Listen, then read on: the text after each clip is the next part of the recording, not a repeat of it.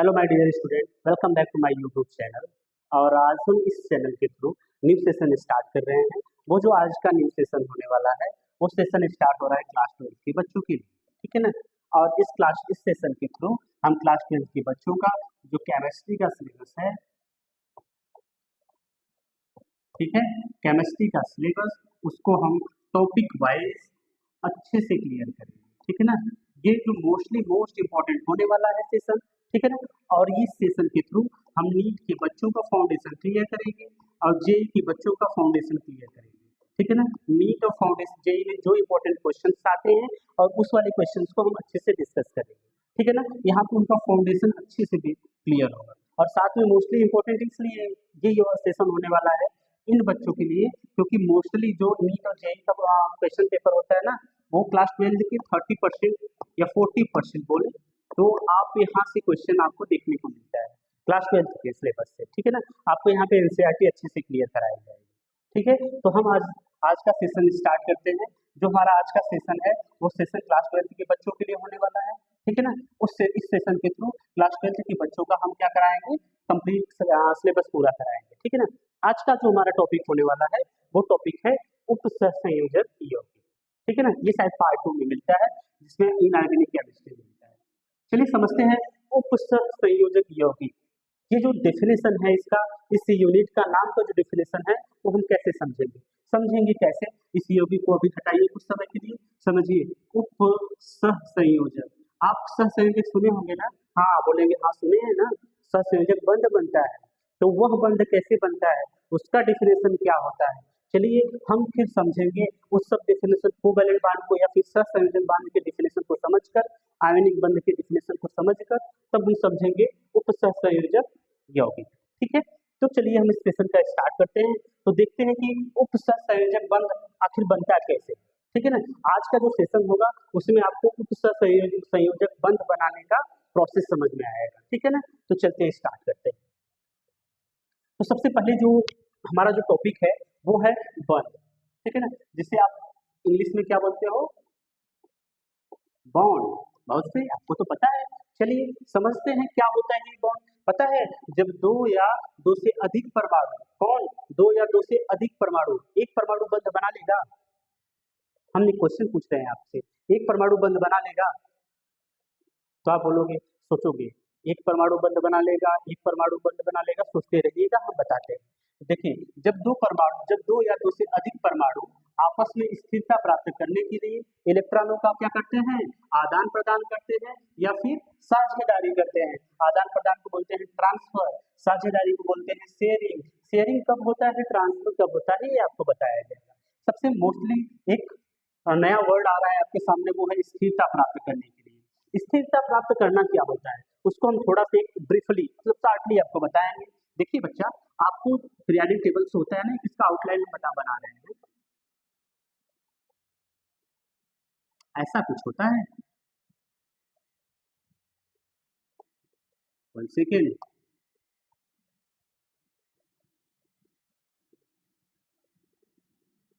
ऐसा कुछ होता है।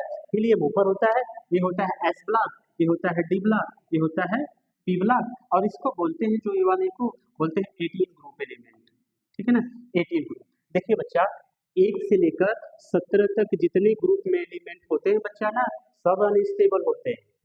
आप बोलेंगे सच में, हाँ सच में अनस्टेबल होते हैं। किसी एटम को 1 इलेक्ट्रॉन चाहिए होता है, किसी एटम को 2 इलेक्ट्रॉन चाहिए होता है, किसी एटम को 3 इलेक्ट्रॉन चाहिए होगा, या फिर कोई एक ऐसा एटम होगा बच्चा ना जिसके पास 1 इलेक्ट्रॉन एक्स्ट्रा होंगे, उसके पास 2 इलेक्ट्रॉन एक्स्ट्रा होंगे, ठीक है ना। आपको पता है ना, जो इलेक्ट्रॉन देते हैं वो धातु कहलाते हैं, जो इलेक्ट्रॉन लेते हैं वो क्या कहलाते हैं, अधातु कहलाते हैं। यही ना बताया गया है क्लास 12 में, क्लास 10th में, चलिए बताया गया है। तो हम बॉन्ड को समझते हैं। बॉन्ड क्या बोल रहा था बच्चा डेफिनेशन में, बॉन्ड डिफिनेशन में ये बोल रहा था कि जब दो से अधिक परमाणु आपस में स्थिरता प्राप्त करने के लिए, स्थिरता मतलब 18 ग्रुप के बराबर होने के लिए इलेक्ट्रॉनों का क्या करते हैं, आदान प्रदान करते हैं या साझेदारी करते हैं, तो उनके बीच में एक आकर्षण बल क्रिएट हो जाता है, ठीक है ना। आकर्षण बल क्रिएट हो जाता है या स्थापित हो जाता है, उस आकर्षण बल को ही बोलते हैं बॉन्ड। क्या बोलते हैं, बॉन्ड, तो पता है आपको, bond is a type of attractive force. लिख लीजिए, नोट्स बना लीजिए अच्छे से। चलिए, तो जो बॉन्ड्स केमिकल बॉन्ड है, उस केमिकल बॉन्ड की टाइप को समझते हैं। जो हमारा फर्स्ट टॉपिक है, फर्स्ट टाइप है, वो है सहसंयोजक बंध। सह मतलब, करिए ना इसको, सह मतलब समान, वन सेकेंड, सह मतलब समान, ठीक है ना। संयोजक मतलब जुड़ना, बंध तो बंध ही है, फोर्स है। चलिए समझते हैं इसकी डिफिनेशन को। हाँ जी, डिफिनेशन समझते हैं। जब दो परमाणु अपने अपने अपने समीपवर्ती कक्षा के, समीपवर्ती कक्षा समझ रहे हो बच्चा, समीपवर्ती कक्षा मतलब, let us suppose we have Li have atomic number 3, that configuration, electronic configuration is 1s2 2s1, that is the outermost cell of Li। कौन है इसमें आउटरमोस्ट सेल? तो आप बोलोगे जो बाहरी कक्षा होता है वही आउटरमोस्ट सेल होता है। तो बाहरी कक्षा में कितना इलेक्ट्रॉन? तो आप बोलोगे बाहरी कक्षा में एक इलेक्ट्रॉन, तो इसी इलेक्ट्रॉन का साझेदारी होगा, ठीक है ना, इसी इलेक्ट्रॉन का शेयरिंग होगा। अब इसी इलेक्ट्रॉन का शेयरिंग करके, जिस एटम के साथ ये शेयरिंग करेंगे, एक आकर्षण बल क्रिएट करेंगे, स्थापित करेंगे, उस आकर्षण बल को हम कहेंगे सहसंयोजक बल। क्या कहेंगे? सहसंयोजक बल। चलिए समझते हैं इसकी कैरेक्टरिस्टिक्स को। इसका कुछ कैरेक्टरिस्टिक मतलब विशेषता ऐसा है कि ये इलेक्ट्रॉनों का साझा करते हैं बच्चा लोग। साझा समझ रहे हो? तो साझा मतलब ये होता है ना कि जब दो बच्चों के बीच में कोई सामान लेने की बात आती है, जैसे कि सामान मतलब आपको बैट लेना होगा, बच्चों ध्यान से रहिएगा, क्लास 12 के बच्चे तो मैक्सिमम करते हैं, शेयरिंग करना होता है, 700 रुपीज चाहिए होता है, तो पता लगता है 12 लोग मिल जाते तो हम इतना इतना डिवाइड करके अच्छे से बैठ ले लेते, यही नहीं होता है। तो वो जो शेयरिंग होता है वो साझा का होता है। तो पता लगता है वो जो बैठ लिया गया है ना वो साझेदारी का है। किसका है? साझेदारी का। साझेदारी में क्या होता है, उसमें अब देखो उसमें क्या होता है, अपने आपस आपस में जितना लोगों के पास पैसा होता है वो साझा करते हैं। तो यहाँ एटम है, एटम का पैसा तो नहीं है इसके पास है इलेक्ट्रॉन। वो इलेक्ट्रॉन कहाँ है बच्चा? आउटर मोस्ट सेल में इलेक्ट्रॉन है। वो क्या करेगा बच्चा? वो शेयरिंग करेगा। शेयरिंग करने के बाद वो अपने इलेक्ट्रॉन को शेयरिंग करने के बाद एक बॉन्ड बनाएगा, ठीक है ना। अब उस बॉन्ड को वो एक आकर्षण बल क्रिएट करेगा, आकर्षण बल होगा, उस आकर्षण बल को हम सहसंयोजक बंध कहते हैं। ठीक है, क्लियर हुआ? तो समझते हैं प्रायः अधातुओं में बीच में ये होता है। चलिए, सहसंयोजक बंध जो होता है वो कितने प्रकार का होता है? सहसंयोजक बंध सहसंयोजक बंध कितने प्रकार का? तीन प्रकार का होता है। वो कौन कौन सा होता है? पहला एकल सहसंयोजक बंध। चलिए, इस नाम में डिफिनेशन छुपा हुआ है। ऐसा सहसंयोजक बंध जिसमें दो परमाणुओं के बीच में एक इलेक्ट्रॉन का क्या होता है? साझा होता है। तो साझा के बाद वहां एक आकर्षण बल को उत्पन्न होता है। उसे कौन सा बंध कहते हैं? उसे बोलते हैं एकल सहसंयोजक बंध। अब देखिए, जब एक इलेक्ट्रॉन युग्म, ये थोड़ा सा टिपिकल पॉइंट होता है, युग्म और इलेक्ट्रॉन, आपके पास दो एटम है, अगर एटम ए ने एक इलेक्ट्रॉन दिया, एटम बी ने एक इलेक्ट्रॉन दिया, तो यहाँ पे जनरली क्या होता है, ये बताया जाता है कि इलेक्ट्रॉनों का कितने, अगर युग्म बोला जाएगा तो आप बोलोगे 1 इलेक्ट्रॉन पेयर की शेयरिंग हुआ है, तब बना है, क्या बना है? एकल सहसंयोजक बंध। अगर आप यहाँ पे बोला जाएगा 2 इलेक्ट्रॉन का शेयर हुआ है, सिर्फ इलेक्ट्रॉन बोला जाएगा तो आप 2 इलेक्ट्रॉन बोलोगे, अगर पेयर बोला जाएगा तो आप 1 इलेक्ट्रॉन पेयर बोलोगे। तो यहाँ पे क्या हुआ है, शेयरिंग होने के बाद क्या बन रहा है बच्चा? एकल सहसंयोजक बंध बन रहा है। चलिए समझते हैं अपना नेक्स्ट टॉपिक को। हम नेक्स्ट टॉपिक नहीं समझना है, हमको समझना है H2 की बॉन्डिंग का। H2 में कितना होता है? 2 हाइड्रोजन होते हैं। किसी एक हाइड्रोजन को उठाकर उसका इलेक्ट्रॉनिक कॉन्फ़िगरेशन कर लीजिएगा। करने के बाद हमको पता लगेगा इसके आउटर मोस्ट शेल में कितने इलेक्ट्रॉन है। तो पता लगा आउटर मोस्ट शेल में कितने इलेक्ट्रॉन है? एक। अब एक है, दूसरे को भी एक होंगे। तो देखिएगा यहाँ पे क्या हुआ, शेयरिंग हुआ। शेयरिंग मतलब एक इलेक्ट्रॉन वो दे रहे हैं, एक इलेक्ट्रॉन वो दे रहे हैं। देने के बाद ये क्या बना लिए? बॉन्ड बना लिए। तो इनके बीच में कौन सा बॉन्ड बना बच्चा? एकल बंध बना। चलिए समझते हैं दूसरे पॉइंट को। द्विसहसंयोजक बंध, द्विसहसंयोजक बंध कब बनता है? देखिए द्वि मतलब दो, सहसंयोजक मतलब साझा करना, दो दो इलेक्ट्रॉन का साझा होगा। तो जब दो इलेक्ट्रॉन युग्म का साझा होता है, कितने इलेक्ट्रॉन युग्म का? दो इलेक्ट्रॉन युग्म का, ठीक है। जब कोई एटम, समझिए कोई एटम ए है, कोई एटम बी है, ठीक है। अब एटम ए ने कितना इलेक्ट्रॉन लिया? दो। एटम बी ने कितना इलेक्ट्रॉन लिया? दो, ठीक है ना। दो दो दो, दो इलेक्ट्रॉन का साझा हो रहा है। तो जनरली एक पूछा जाएगा आपसे क्वेश्चन, कितने इलेक्ट्रॉन का बच्चा? तो आप बोलोगे चार इलेक्ट्रॉन का मास्टर। अगर आपसे पूछा जाएगा कितना युग्म का, तो आप बोलोगे दो इलेक्ट्रॉन युग्म का मास्टर, ठीक है ना, यही ना बोलोगे। तो ये चीज हो गया।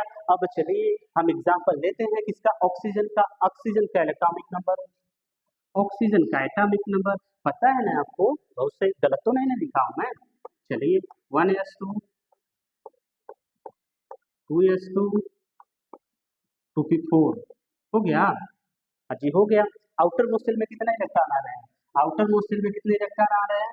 6। अब देखिए इसको अष्टक पूरा करने के लिए, मतलब जो अस्थाई की बात कर रहा था ना, अस्थाई तब होते हैं जब एटम अपना अष्टक पूरा करते हैं। मतलब किसी भी एटम के आउटर मोस्ट शेल में, बाहरी कोश में अगर 8 इलेक्ट्रॉन है, तो वो क्या होगा? वो अष्टक पूरा करेंगे और अस्थाई हो जाएंगे।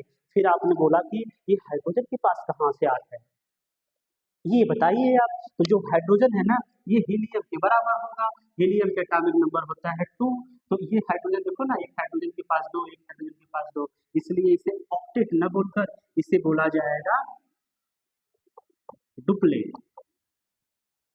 क्लियर? चलिए ना समझते हैं। तो जो हमारा ऑक्सीजन है, ऑक्सीजन के आउटर मोस्ट शेल में 1 2 3 4 5 6, तो इसके पास 6 इलेक्ट्रॉन है, इसके पास 6 इलेक्ट्रॉन है। तो इसको शेयरिंग कितना करना है? 2 इलेक्ट्रॉन का। 2 इलेक्ट्रॉन का शेयर करेगा तो इसके पास आ जाएगा 8 और इसके पास आ जाएगा 8।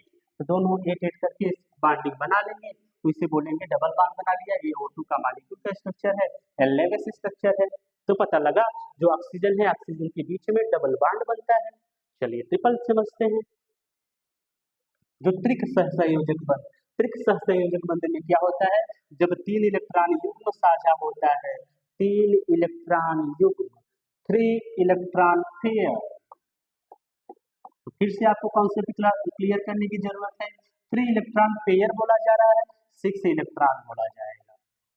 तो पूछा जाएगा जब कोई दो परमाणु आपस में ट्रिपल बॉन्ड बनाते हैं, उसमें कितने इलेक्ट्रॉनों की शेयरिंग होती है? तो आप बोलोगे 6 इलेक्ट्रॉनों की शेयरिंग होती है। अगर जनरली पूछा जाए कितना पेयर होता है, तो आप बोलोगे 3 इलेक्ट्रॉन पेयर का शेयर होता है। तो जब भी शेयर पेयर होगा, वो आउटर मोस्ट शेल के इलेक्ट्रॉनों के बीच में होगा, ठीक है ना। जो आउटर मोस्ट शेल में इलेक्ट्रॉन होंगे, वही क्या करते हैं? बॉन्डिंग में भाग लेते हैं या केमिकल रिएक्शन में भाग लेते हैं। वो भागना नहीं है, इसमें पार्ट करना होता है। चलिए देखिए, अब हमारे पास नाइट्रोजन है। नाइट्रोजन को हम देखेंगे तो नाइट्रोजन का एटॉमिक नंबर 7 होता है। इलेक्ट्रॉनिक कॉन्फ़िगरेशन, ठीक है। आउटर मोस्ट शेल में कितने इलेक्ट्रॉन? 5 इलेक्ट्रॉन, ठीक है। जब आउटर मोस्ट शेल में 5 इलेक्ट्रॉन है, तो देखिए ये जो 5 इलेक्ट्रॉन है, अब इसको अष्टक या ऑक्टेट कंप्लीट करने के लिए इसको चाहिए होगा 3 इलेक्ट्रॉन। तो जिसके साथ ये बॉन्डिंग करेगा, वो कितना के साथ करेगा? 3 के साथ करेगा। कैसे करेगा? 8 माइनस 5 कर लीजिएगा तो आपको 3 पता लगेगा। तो बैलेंस ही पता लगती है। तो बैलेंस यही होती है ना। देखिए जब 3 इलेक्ट्रॉनों की शेयरिंग किया, तो इसके पास कितने इलेक्ट्रॉन हो गया? 3 to 8, तो इसका इलेक्ट्रॉन 8 हो गया। अब इसके पास कितना हो गया? 3 to 8, इसका भी अष्टक पूरा, इसका भी अष्टक पूरा। तो नाइट्रोजन के बीच में कितना बॉन्ड बनता है? तो आप बोलते हो नाइट्रोजन हमेशा कितना बॉन्ड बनाता है? तो आप बोलते हो नाइट्रोजन हमेशा 3 बॉन्ड बनाता है, ठीक है। चलिए ये तो आपको करना है, होमवर्क है, सिंपल सा है, इसको कर लीजिएगा। चलिए बंध के अंतिम प्रकार को समझते हैं, ठीक है ना। सिंपल सा जो 3 टाइप का आप पढ़ते हो बेसिकली, जो क्या पढ़ते हो, एक पढ़ते हो क्या? सहसंयोजक, सॉरी अंतिम प्रकार नहीं, दूसरा प्रकार है सहसंयोजक पढ़े आपने। फिर उसके बाद आप क्या पढ़ रहे हो? आयनिक बंध पढ़ रहे हो। चलिए समझते हैं आयनिक बंध में। अभी क्या पढ़ा आपने? आपने पढ़ा कि इलेक्ट्रॉनों की साझेदारी हो रही है। अब आप पढ़ेंगे इलेक्ट्रॉनों का ट्रांसफर होगा। इलेक्ट्रॉनों का ट्रांसफर मतलब बैट खरीदने जाएगा बच्चा, बोलेगा आज हमारे पास बहुत पैसा है, सभी पैसा मैं दूंगा, ठीक है, वो बोलेगा सब जितना पैसा लगने वाला है मैं दूंगा। सेम वही, अब दूसरा देने वाला होगा और ये बोलेगा चलो तुम खरीद लो मैं यूज करूंगा, वही है ना। चलिए समझते हैं। देखिए, जब एक परमाणु अपना एक से अधिक इलेक्ट्रॉन खोकर धन आयन बनाता है, ठीक है ना, अपना एक से अधिक, या तो देखो जितना उसके पास होगा ना वो उतना ही देगा, या तो वो 1 रुपया दे सकता है, या तो वो 2 रुपया दे सकता है, या तो वो फिर 3 रुपया दे सकता है, वो डिपेंड करेगा उसकी कैपेसिटी पर। जो डिफिनेशन को देखेंगे तो हमको इसका डिफिनेशन समझ में आएगा। आयोनिक बॉन्ड की जब डिफिनेशन को देखेंगे तो हमको लगेगा कि एक परमाणु अपना एक या एक से अधिक इलेक्ट्रॉन खोकर, ठीक है ना, धनायन बनाता है। वो हमको बताया मैंने कि 1 इलेक्ट्रॉन खोया, 2 इलेक्ट्रॉन खोया, 3 इलेक्ट्रॉन खोया, तो वो धनायन बनाता है। जब ये अपना इलेक्ट्रॉन को खोता है तो दूसरा परमाणु क्या होता है, वही इलेक्ट्रॉन को एक्सेप्ट करता है। जब वो एक्सेप्ट करेगा तो उसके ऊपर क्या आएगा, ऋण आयन आएगा। तो इन दोनों के बीच में एक आकर्षण बल होगा। लेट अस सपोज ये लिया है, ये लिया है, तो इन दोनों के बीच में एक आकर्षण बल होगा जिसे हम क्या कहेंगे, आयनिक बल कहेंगे, ठीक है ना। तो इसकी कुछ विशेषता है, इसका कुछ कैरेक्टर है। वो कैरेक्टर क्या है, ये इलेक्ट्रॉनों का स्थानांतरण होता है। इसमें क्या होता है, इलेक्ट्रॉनों का स्थानांतरण होता है। ये प्रायः धातु और अधातु के बीच में बनते हैं। आपको पता नहीं होगा, जो इसका डेफिनेशन है वो डेफिनेशन क्या है, धातु क्या करता है, इलेक्ट्रॉन को देता है, अधातु क्या करता है, इलेक्ट्रॉन को एक्सेप्ट करता है, जिसकी वजह से इस धातु के ऊपर क्या होता है, धनावेश होता है, और इस अधातु के ऊपर क्या होता है, ऋणावेश होता है, ठीक है ना। एक कॉमन सी बात है इसके लिए। चलिए मोस्ट इंपॉर्टेंट एग्जांपल को समझते हैं। ये एग्जांपल क्या है, इसमें क्या है, सोडियम और क्लोराइड से एक कंपाउंड बना गया है। वो कंपाउंड आपको बहुत अच्छे से पता होगा, पता है ना, गुड। वो कंपाउंड क्या है, NaCl, जिसको बोलते हैं सोडियम क्लोराइड। इस CNA का एटॉमिक नंबर 11, इसका एटॉमिक नंबर 17। अब इसको समझते हैं कैसे इसकी बॉन्डिंग हुई है, फॉर्मेशन ऑफ NaCl। अब NaCl का फॉर्मेशन कुछ इस तरह से हुआ है। देखिए सोडियम है, ये सोडियम को .1 क्यों दिखाया गया है, इसके पीछे भी एक लॉजिकल साइंस है। और इसका देखिए क्लोराइड की भी आउटर मोस्ट सेल में देखिए ऐसे दिखाया जा रहा है। तो जैसे मैंने बोला ना, outer most cell, that is most important. अब देखिए जैसे सोडियम है, सोडियम के इलेक्ट्रॉनिक कॉन्फ़िगरेशन करेंगे तो इसके आउटर मोस्ट सेल में कितना आएगा, S1 आएगा। इन द सेंस क्या आएगा, देखिए न्यूक्लियस है, न्यूक्लियस के बाहर 2, फिर उसके बाद 8, फिर उसके बाद 1। तो ये जो चीजें हैं, एक इलेक्ट्रॉन यही आउटर मोस्ट सेल का इलेक्ट्रॉन है। वो इलेक्ट्रॉन, वो बाहर वाला इलेक्ट्रॉन उसको देकर, किसको, क्लोराइड को देकर उसके साथ क्या है, बॉन्डिंग बनाएगा। तो इसके लिए सोडियम के ऊपर क्या आएगा, प्लस आ जाएगा, और Cl के ऊपर क्या आएगा, माइनस आ जाएगा। तो एक कंपाउंड बनाएगा NaCl। तो यहाँ पर क्या हो रहा है बच्चा, ट्रांसफर ऑफ इलेक्ट्रॉन, ठीक है ना। ट्रांसफर इलेक्ट्रॉन में दो कहानी होती है, एक लेने वाला होता है, एक देने वाला होता है, ठीक है। चलिए समझते हैं। ये सोडियम क्लोराइड बना दिया। अब इसका आपको होमवर्क है, आप इसको अच्छे से करिएगा, ठीक है। अब नेक्स्ट वन जो मोस्ट इंपॉर्टेंट है वो है उपसहसंयोजक बंध, ठीक है ना। उपसहसंयोजक बंध को आप बोलते हैं कोऑर्डिनेट बॉन्ड। क्या बोलते हैं, कोऑर्डिनेट बॉन्ड। और उसको बोलते हैं डेटिव कोवैलेंट बॉन्ड। क्या, कौन सा कोवैलेंट बॉन्ड बोलते हैं, डेटिव। डेटिव क्यों बोलते हैं, आपको बताते हैं। देखिए ये इसका डेफिनेशन क्या है, जब एक सहसंयोजक बंध में दो इलेक्ट्रॉन का दान, दो इलेक्ट्रॉन का दान केवल एक ही परमाणु द्वारा किया जाता है। मतलब यहाँ पर जैसे कि अभी आपने पढ़ा कि A और B के बीच में बॉन्डिंग हो रही थी, तो एक इलेक्ट्रॉन ये दे रहे थे, एक इलेक्ट्रॉन ये दे रहे थे, तो कोवैलेंट बॉन्ड बना रहे थे। फिर पता आपने पढ़ा A और B के बीच में बॉन्डिंग हो रही है, तो ये क्या कर रहा है, A अपना इलेक्ट्रॉन क्या कर दिया, इसको डोनेट किया, तो इसके लिए इनके ऊपर प्लस चार्ज आ गया, इनके ऊपर क्या आ गया, माइनस आएगा। अब जो कंडीशन आ रही है वो कंडीशन ये है कि एटम A अपना दोनों इलेक्ट्रॉन एटम B को देगा, ठीक है ना।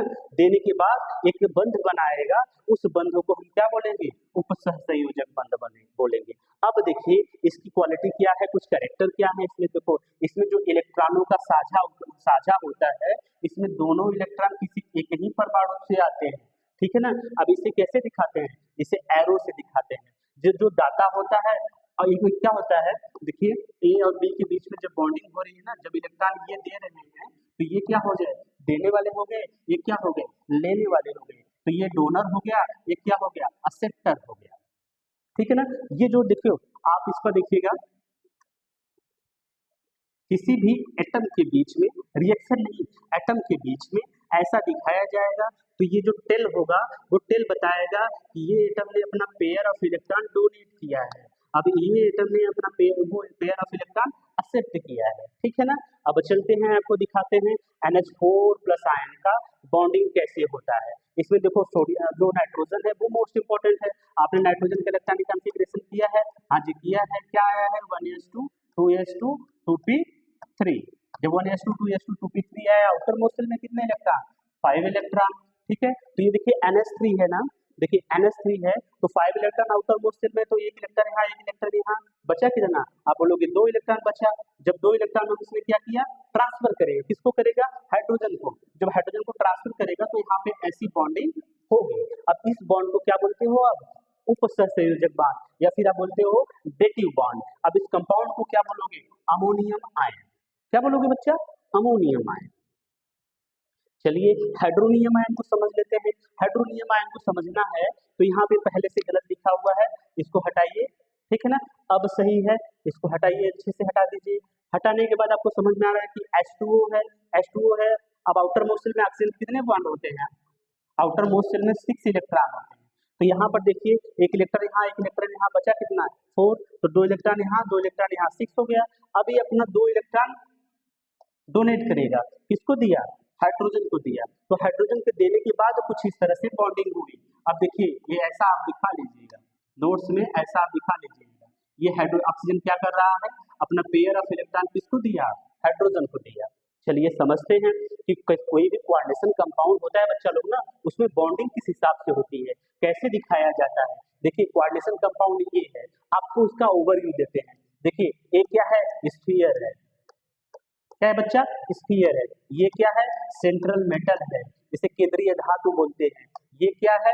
लिगेंड है, ठीक है। ये क्या है? लिगेंड है। ये क्या है? कोऑर्डिनेशन नंबर है। ये क्या है? ऑक्सीडेशन स्टेट है। किसका ऑक्सीडेशन स्टेट? सेंट्रल मेटल का। तो ये अब इसके बारे में आपको ओवरव्यू दिए है ना,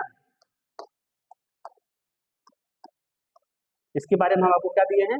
ओवरव्यू दिए हैं। तो देखिए कोऑर्डिनेशन कंपाउंड का जो बॉन्डिंग होता है कुछ इस तरह से बॉन्डिंग होता है। जो सेंट्रल मेटल होता है वो बीच में होता है, और जो क्या क्या बोलते हैं? लिगेंड क्या करते हैं? पेयर ऑफ इलेक्ट्रॉन डोनेट करते हैं, कुछ इस तरह से बॉन्डिंग करते हैं, ठीक है ना। थोड़ा सा टर्म टॉपिक इसका बचा हुआ है, उसको समझ लीजिए कि जो देखिए जो उपसंयोजक बंध होता है उसमें क्या होता है? परमाणु, एक परमाणु दोनक होता है, दूसरा परमाणु क्या होता है?